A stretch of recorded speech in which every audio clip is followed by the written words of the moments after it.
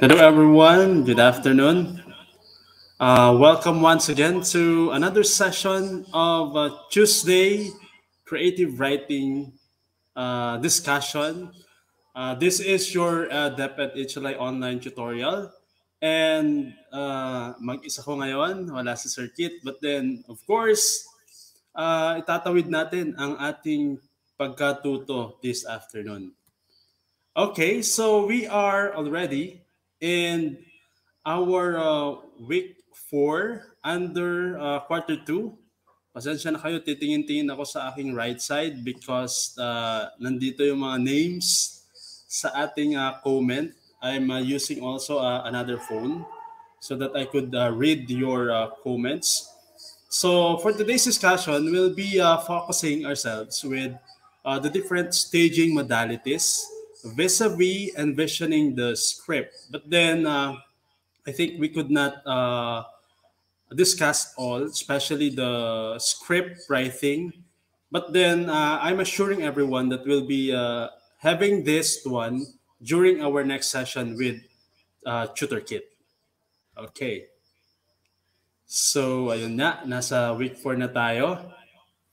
And I would like to have a short, quick shout out with the division of Isabela, especially San Mariano National High School, my DepEd family here, and of course, yung ating mga estudyante from the whole SDO Isabela and other SDOs from Luzon, Visayas, and Mindanao. Okay, so we have here once again our creative writing duties of the week. Actually, every Tuesday nagbibigay tayo, pumipili tayo ng ating mga duties of the week. And for today's duties, we have actually four again. And I think dalawa dito are also or were also duties of the week last time. At alam ko na-receive na ni Neslin yung kanyang GCash reward. RG, hindi ko pa nasa-send sa'yo yung load. Medyo ang dami kasing trabaho. But then isa-send ko mamaya na doble na actually. Kasi duties of the week ka na naman today. And of course, we have a newbie in the person of Jezani May Aquino and Lyra Tricia Vidad is all output was also chosen and ito yung kanilang mga outputs actually. Okay, so if you remember, you're going to make a brief description of a proposal, certainly a proposal with regards to the setting, the characters, and the plot synopsis. Yun yung naging challenge of the week natin. And by the way, hello nga pala sa ating early bird, Enrico Dalupan from Virgen de las Flores High School, and then the rest na yung mga tuties natin who are parang suki na natin every Tuesday. And thank you so much for tuning in every Tuesday. At do not forget po to share yung ating session for today. As always, a reminder para po matuto rin yung ating mga kaklase or other senior high school learners from the different parts of course, the Philippines. Okay? So if you could read the description of Neslin with regards to her setting, napakaganda ng kanyang word parang production, word associations, word yung pagmamanage niya ng kanyang words. Say for example, the exile in an obscure coffee shop in the middle of the woods, parang 2002 ni kwento where the enchanting sound of birds suits mostly the customer's ears, providing a sensational peace and a perfect place to get cozy. There was these two old ex-lovers, ayan. So, very good, Neslin. And ang galing mo talaga. Almost every week, you're a part of the duties of the week. Actually, apat lang kasi yung nag-send ng maaga-aga. And I believe na yung iba ay magsasend pa rin because they are asking pa hanggang ngayon if pwede pang mag-pass, okay naman kung magpapass pa kayo, at least you have your output to be passed and to be seen by your subject teachers. Okay? Good job, Neslin. And we also have another output from Kate R.G. Runas. It's entitled Night Running. And then you have here the setting. It's not yet winter, but the alleyway in the town called Lameville feels like it. Perhaps it is midnight or it's already but the flickering light. Okay? So kung mapapansin nyo, the ideas are generally organized and maganda yung kanyang formulate, produce. That is the reason why alam kong batak na batak itong mga students natin, especially the tutors of the week in writing articles, kasi madali nilang nahuhook yung kanilang mga readers based from the lead pa lang. Ayan. Okay, so we also have Jezani May Aquino, A Blast of Hope ang kanyang output. And then the setting is in the hospital. It's just like parang miracle story to, actually, of an old woman whose name is Miss Laura. Okay, good job, Jezani May Aquino. It's your first time to be chosen. But then I have seen your previous outputs and medyo nalilate na lang, pero it's good. It's good. Okay? And then we have also Lyra Tricia Vidal. It's entitled Unexpected. It's an association of lovers, including parang six people. And you also have good construction of your output, of your parang ideas. Okay? And to all of you, congratulations. And syempre, expect nyo yung inyong reward later on. Paki-PM nyo ako directly through my Facebook account para ma-send ko sa inyo as early as possible yung inyong mga rewards. Through, of course, Tutor Kit and Tutor Jerry. Okay? So, once again, congratulations. At sana patuloy kayong mag-produce ng inyong outputs for our next session. Sayang naman ang inyong 50 pesos GCash reward. Okay? Ayan. So, today, we are celebrating the R of Code. Actually, the whole week. Okay? It's the largest learning event in the history, and it's been celebrated actually during December 6 to 12, 2021, during the Computer Science Education Week. Ano nga bang R Code? Okay? It's a global movement introducing tens of millions of students worldwide to computer science, inspiring kids to learn more, breaking stereotypes, and leaving them feeling empowered. Hello po sa inyong lahat. Marceline Lungan Pasqua, Rowena, Jan Di Galisa, these are my students. Angie Ben Agabao, Shin Dominic, wala yung mga STEM ko ngayon. Hindi ko na-chat ang aming GC. Okay? So, ang sabi dito, anyone, anywhere can host an R of Code, and you just have to visit the rofcode.com. Okay?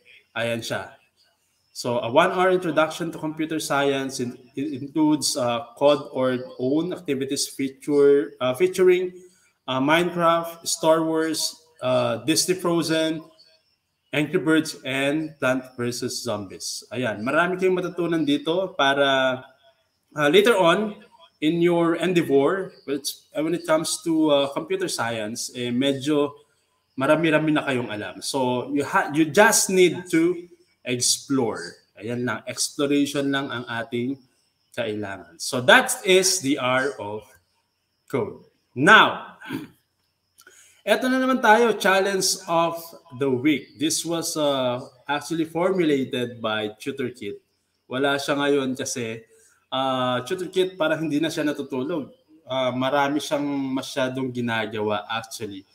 And tulong ko na sa kanya to na ako lang ngayon mag-isa. But then we are expecting to have him, of course, during our next session on Tuesday. And I hope na nandun pa rin kayo sa session na yon. Okay? So for our challenge of the week, we have, you're going to sketch a scene. Okay? Sketch or draw scene from your own one-act play. So babalik kayo doon sa inyong ginawa na one-act play. And then, you're going to draw a certain scene, maybe your favorite scene. Okay? Your drawing should also feature a type of stage. And it will be discussed in this lesson, of course. So, yung type ng stage later on, siguro, you just have to copy from the Google and then bahala na kayong mag-insert ng inyong drawing scene made by you, of course. Okay, it will personally be your drawings. Yung stage na picture taken from the internet, pwede nyo na lang siyang ilagay sa inyong presentation para hindi masyadong mahirap. Okay? And then you're going to write a short explanation why you have chosen this type of stage for your one-act play. Of course, you're going to post your work using the hashtag It's Like Creative Writing. Your favorite hashtag. Diba? Sige. So, again, after going through this module, you're expected to differentiate staging modalities vis-a-vis envisioning the script. Okay. So we'll have first the flash review. Flash, madali lang to. We were not able to have this last time kasi medyo nagahol tayo sa oras. But then definitely, it's a continuation of our lesson. Okay? Flash review. So you're going to write down yay if the statement is true and nay if the statement is false. So it's just between yay and nay. Okay? Here you go. Ala, bilisan natin. Ang sabi dyan, in one-act plays, you should have at least 6 to 8 characters. Sa one-act play ba, kailangan natin ng 6 hanggang 8 characters. Is it yay or nay? Ayan. Sige, basa tayo ng mga comments. J. Lord Bulan, habang kayo nag-formulate ng inyong sagot. Hello, Shane Dominic Acerit, Zaira Lucas Ramos. Hello, Sir Junjun. Ang aking iniidolo sa SDO Isabela pagdating sa practical research. Diba, sir? Ang galing-galing mo pag nag-explain, nagdi-discuss ng practical research. Okay. So, in one-act play, ano ba ang sagot dyan? You should have at least 6 to 8 characters. According to Christine, it's nay. Naslin, nay. Louis, Dale, nay. Sheila, and the answer is actually nay. Very good. Ayan. Sana masustain nyo yan pagdating ng ating week 8 because we'll have to increase our prices during that time, siguro by January. Okay, next, you can only have one narrator in one act play. Is it yay or nay? Ayan. Isa lang ba ang pwedeng maging narrator sa one act play? Ayan. According to May Aquino, Jezani, it's nay. Ayan. Hello sa mga kasamahan namin sa SDO Tugigaraw and Nueva Vizcaya. Ang daming connections ni Sir Junjun. Okay. So Mary Joy answered nay. Hello, Ma'am Eleanor de la Cruz Agmaliw. Sister-in-law ko po siya. Hello, ate. Good afternoon. Okay, so the answer here is nay once again. Ayan. So we already have 2 nays. Okay? 3. One act play runs for about 10 to 40 minutes. 10 to 40 minutes nga ba based from our discussion last time? Ayan. Kunwari, nagmamadali tayo sa pagtatype ng ating sagot. Yes, hi daw, sabi ni ate. Yeah. Zyra answered yay. Hala, sige, bilisan natin. Sheila May, yay also. Neslin, I think your answer was for the second statement a while ago. Ayan. Louis Dale also answered yay. Rowena also answered yay. And what's the answer? It's actually yay. Ayan. Very good. Gagaling nyo. Next. Avoid excessive exposition. Focused on revealing the conflict. Kailangan ba, nasa checklist ba natin to last time? You have to avoid excessive exposition sa one-act play. And you should only focus on revealing the conflict. Is it true or false? Yay or nay? Ayan. Hello din sa mga taga-SDO Batanes. I hope you're all watching. Sana. Alibadabad National High School under Ma'am Kat. Yan. Neslin answered yay. Rowena Ballesteros also answered yay. Shin. Yan. Mary Joy. And the answer is, parang hindi naman kayo nagkakamali. Yan. It's also yay. It's true. Okay? Next tayo. Wala siyang number, nakalimutan. As a playwright, you need to have a clear idea of your character's motivations, desires, and personalities. Ayan. So, is this a real statement or a false statement? So, you just have type yay and nay. Ayan. Jan answered yay. Zyra also answered yay. Ayan. Pakishare po ang ating link. Pakishare. Salamat. Okay, so for our number 5, the answer here is, ayan, tama nga, tama. So you are all correct again. It's yay. And for that, congratulations. You got 5 out of 5. Ayan, nakikisagot na din si Sir Junjun R. Ramos. Manood po kayo every Friday kay Sir Junjun Practical Research. Marami kayong matututunan. And of course, sa lahat din ng aming mga kasama sa Senior High School English, with Ma'am Nova, Oral Communication, with Ma'am Floy, 21st Century Learning, and then Ma'am Zen and Sir Jess sa kanilang discussion also session. Okay? Now, what words could you associate with the word staging? Ayan. Tanong, what words could you associate with the word staging? At habang nagpo-formulate ang nagpo-produce ng idea ang inyong mga minds, ay mag-shout out ako ng mga viewers natin for today. Ayan. But then ulitin ko what words could you associate with the word staging? Hello kay Marlet Salvador Baloran Galut from Alibadabad National High School.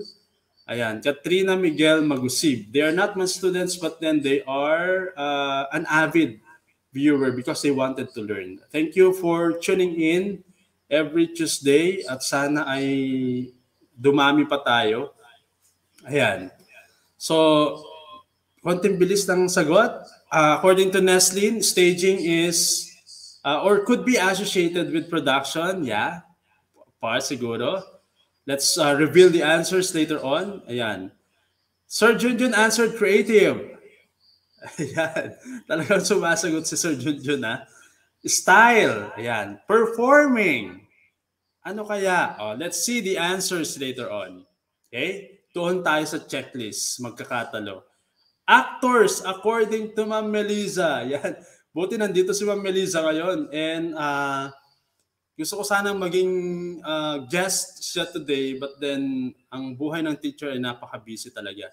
That's why siguro we can have her during our next session. Ayan, design, actors. Yan. So staging, It is a process of selecting, designing, adapting to, or modifying the performance space for a play or film. So you have your clues ng definition, right definition of staging.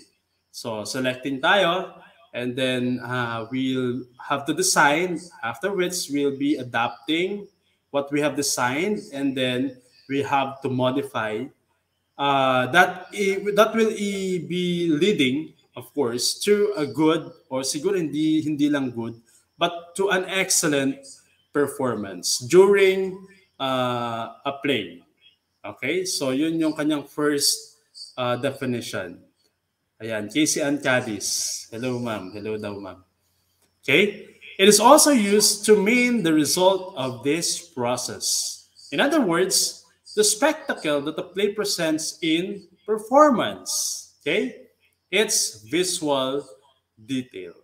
Ayan na, may pa-quiz ako mamaya. You need to jot down notes. Okay. Ayan. Hello, ma'am Melissa.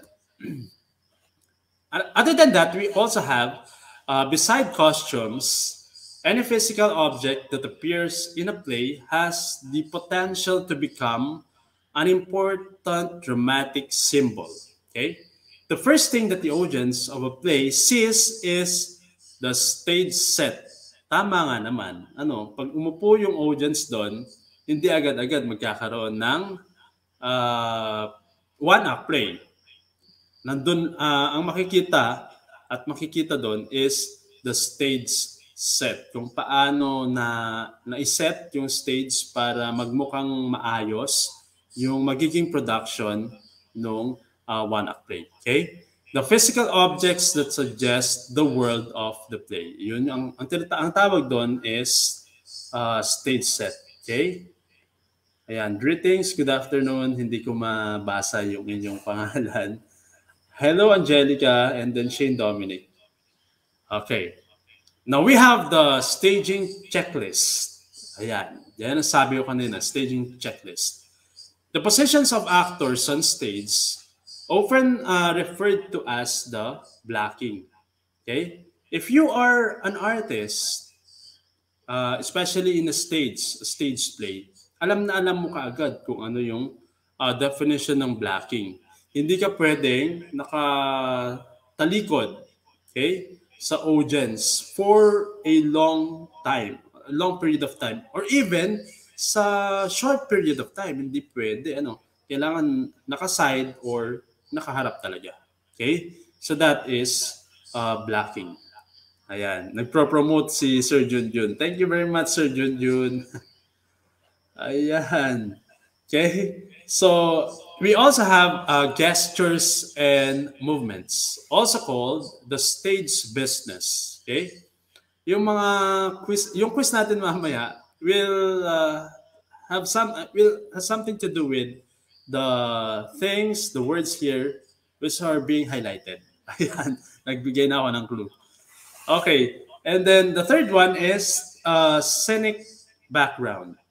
Okay? And then props and costumes, lighting, and sound effects. All this, of course, will generally provide, or siguro magli-lead doon po sa ating performance na siguro an excellent performance. Siyempre, pag the best ang props, pag the best ang scenic background, madadala lahat ng inyong performance. If you are an artist or an actor who will be playing for a stage play. Ayan, dumadami ang ating viewers. Salamat po at pakishare po ang ating link kasi nasa gitna pa lang po tayo, although it's already 5:03. Ang bilis ng oras sa Ito Live. But then nag-enjoy po ako sa pagtuturo para sa bata at sa bayan. Ayan. Holiday po dito sa amin ngayon, but then siyempre, itutuloy natin ang ating pagkatuto. Okay? So we have here the 4 basic types of theater stages. Yun. Nag-mention na si Sir Junjun.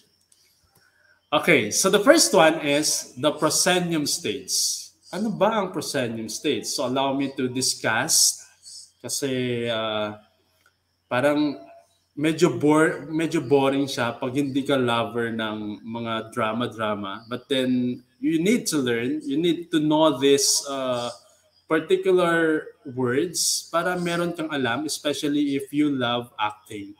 Okay? So pagdating sa proscenium stage, it's the most traditional type for a live theater in which the audience sits in rows facing the stage. Okay? So nakaupo yung mga audience na na ano to, na nakaharap doon sa ating stage. Okay. The proscenium itself is the wall that separates the stage from the auditorium, where the audience sits and looks much like a picture frame around the playing area. Sino na sa inyo ang nakapanood ng play in a proscenium stage? I hope na meron nang naka-experience. Ako na-experience ko na. Pero ako yung pinanonood way back in our college days. Medyo active tayo sa mga theater. Okay? Ayan. Some proscenium stages are raked, meaning the surface is slanted at an angle to provide the audience with a better view of the upstage area, the area farthest away from the audience. Pag ganun kasi yung proscenium stage. The wing areas to the left and right of the stage, as well as the fly loft, the space above the stage, are masked by proscenium wall. Ayan. So this is an example of a proscenium stage. Para siyang para kang nanonood sa big screen. Ayan. Sa sinehan. Okay? So yan yung proscenium. Yung proscenium, yung harap nung wall mismo kung saan magpe-play yung mga artists. Okay? So that's the first one. Now we also have the arena stage. So kung ganun yung proscenium, I think meron kayong idea kung paano, napipicture nyo sa inyong isip kung paano yung arena stage. Arena eh. Ayan, mahilig si Pacquiao sa arena. Okay. The audience completely surrounds the playing area, whether a square, circle, or rectangle. This type of stage places the audience in close proximity to the playing area. Ayan, hello po sa inyong lahat. It is also known as the theater in the round. This type of staging is similar to the style used in medieval times, where a platform was essentially plopped down in the middle of an outdoor marketplace. Okay? Scenery must be minimal so as not to block the actors from surrounding the audience, although lighting changes can create the illusion of time passing between scenes. Ayun yung arena stages, ha? This type of stage is ideally suited for plays in which an intimate feel is required or the actors interact directly with the audience, as often happened in medieval plays. So this is the example. Ayan. So ang arena, napapaligiran siya ng mga audience, not like the proscenium a while ago na isa lang yung area kung saan pwedeng magstay yung mga audience. Ayan. Okay? I hope you get the right idea kung paano yung kanyang difference. Okay? Hello Ma'am Kat. Hello sa inyong lahat. Si Ma'am Kat, although very busy, nanonood pa rin. And I'm very thankful. We're very thankful for your participation. Kahit busy tayo, nandyan kayo para manood. Okay? So, other than that, we also have the truss stage. Ayan. Ano naman kaya ang truss stage? The audience sits on three sides of a rectangular stage that literally truss into the sitting area. Area yan. Okay? So, tatlo naman siya ngayon. Kanina, sa arena, 4. Actually, 4. Doon sa isa, sa proscenium, iisa yung kanilang place. Okay? It may or may not be connected to a larger proscenium stage. Okay? Trust stages allow for realistic productions that subtly draw the audience into the world of the play as the actors move on through and off of the trust space. So this is a good example of the trust states. So medyo maganda yung trust states ano. Based from the sitting positions. Tatlo. Okay? Kaya pag ano to? Kitang-kita ng mga audiences kung paano gumalaw yung mga nandun sa play, even they are parang nakaside or nakikita lahat ng kanilang galaw. Okay? Yan. So the fourth one is the flexible states. Pag sinasabi nating flexible states naman, it can take many shapes and forms, incorporating elements of trust, arena, or proscenium stages. Ayan. Flexible stages allow for meron siyang stylistic na form related to realism in which the illusion of different places is created from scene to scene by shifting the playing space rather than moving scenery on and off the stage. Okay? So today's productions of ancient Greek or Shakespearean plays often try to modernize the material with present-day costuming and naturalistic acting. So as time passes by kasi, nagkakaroon tayo ng tinatawag na development, nag-i-improve yung ating mga costumes, mga galaw, and even our dialogues. Nag-i-insert tayo ng mga usong-usong mga words ngayon, and that is a form of modernization. We have to modernize kasi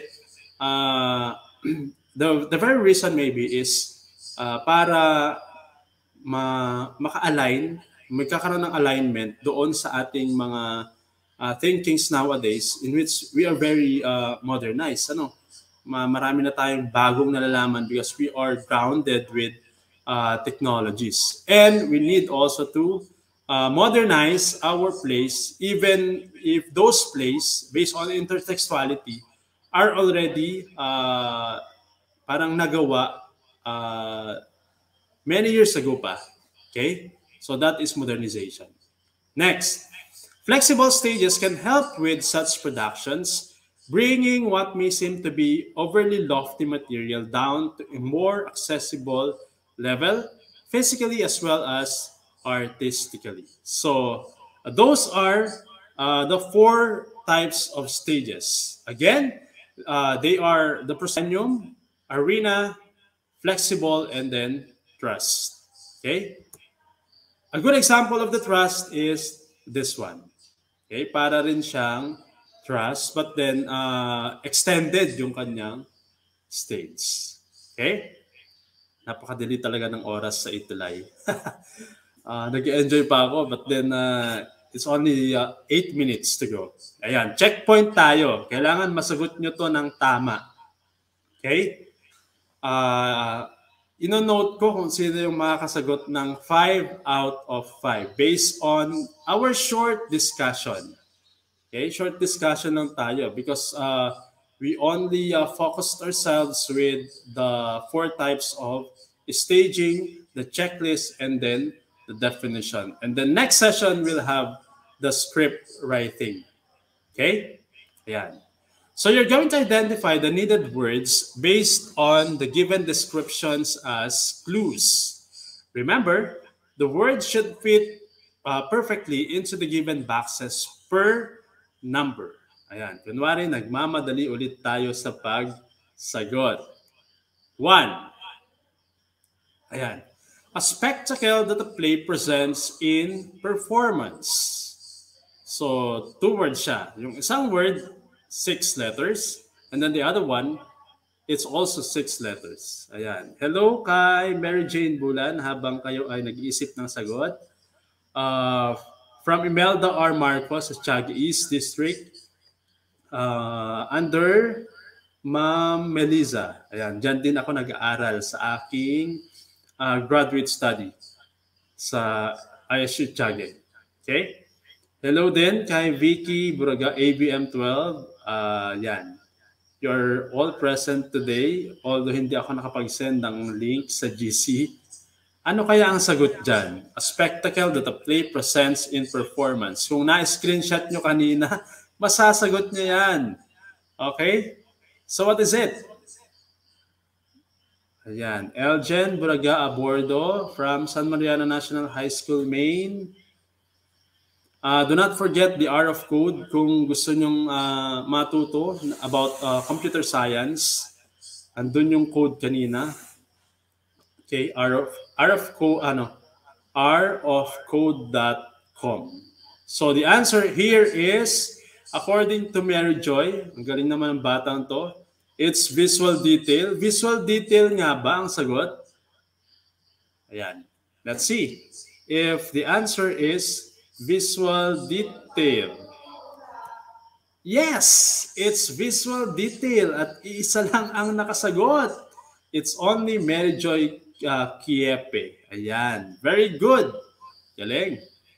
Now we move to the number 2 statement. Rectangular stage where Ojan sits on 3 sides. Ano kaya yan? 6 letters yung first word and then 5 doon sa next word. Combination of words. 2 words yan. Okay? Rectangular stage where Ojan sits on 3 sides. Yan, nahuli si Neslin. Visual detail. Mariette also answered visual detail. You are correct. Okay?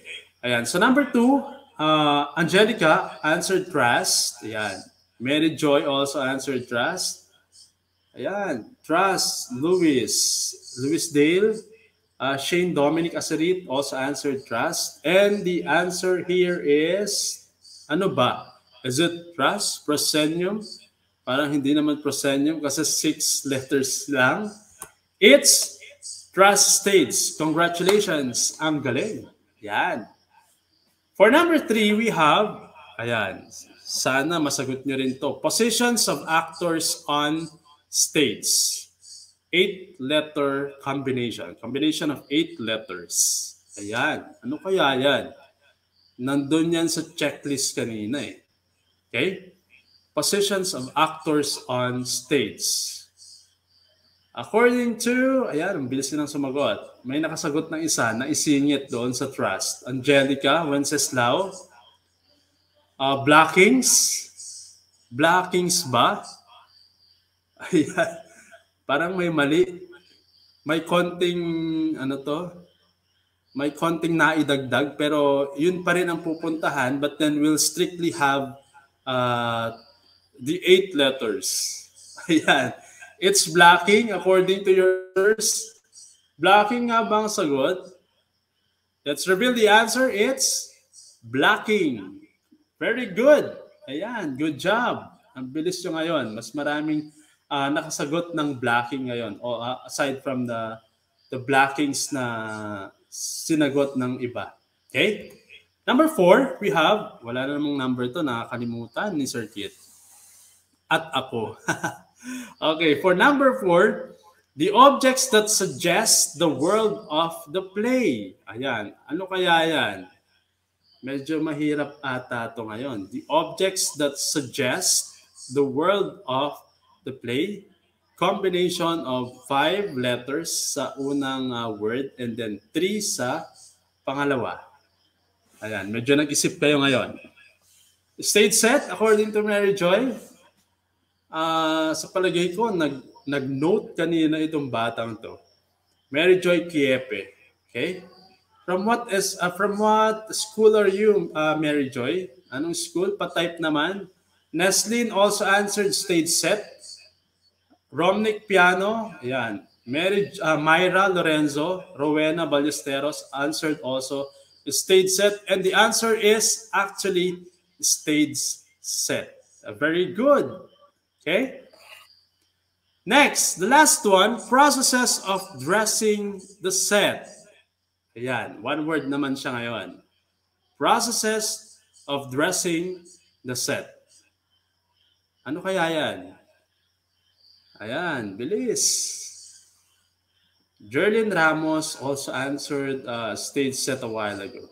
Ayan, nakikisagot na rin ang aking biyanan. Biyanan, sorry. Biyanan tuloy. A sister-in-law who is a teacher, a master teacher in the Division of Antipolo City, Ma'am Eleanor de la Cruz Agmaliw. Hello sa inyo dyan. Stage set according to her. Ayan. Mary Joy Kiepe for number 5 answered costume. Stage set according to, yan, nahuli. Mariette Salvador Baloran, Galut, also answered costume. And the answer is, we need to reveal na because it's 5:20. Ayan, staging ang sagot. Okay, staging. So si Mary Joy, I think 4 out of 5. Yan. This is included in our discussion today, but then i-move natin siya sa susunod na session next Tuesday, envisioning the script. Okay? So balik tayo doon sa challenge of the week. A quick na reminder. So you have to sketch a scene, sketch or draw a scene from your own one-act play. Yung sinabit nyo sa akin, you have to draw a scene. Pwede siyang digitize, pwede rin siyang picture lang, and then ilagay nyo siya doon sa napili nyong type of stage. And then you're going to write a short explanation why you have chosen the stage type for your one-act play. Again, you have to post your outputs in our hashtag Itcholay Creative Writing. At please, Saturday pa lang mag-post na kayo ng inyong outputs kasi pag Sunday, medyo nakapili na kami ng 4 doon. Sayang naman yung ating rewards na nakukuha ni Neslin. Actually, si Neslin nakarami na. Pero believe ako sa batang yan. Magaling yung kanyang imagination when it comes to the construction of her ideas. Okay? So, before I end, let me end my session with the saying, our life is a stage. Either we learn to play and take it lightly or bear its troubles patiently. That is according to Paladas. So, itatak natin sa utak natin yan. Okay? So, thank you very much for tuning in. Salamat. And if you have any questions, just message me directly in my Facebook account, Jericel E. Corpus, or sa aking email, jericel.corpus@deped.gov.ph. Thank you so much at abangan nyo po ang susunod na session, Speech Class with Sir DJ.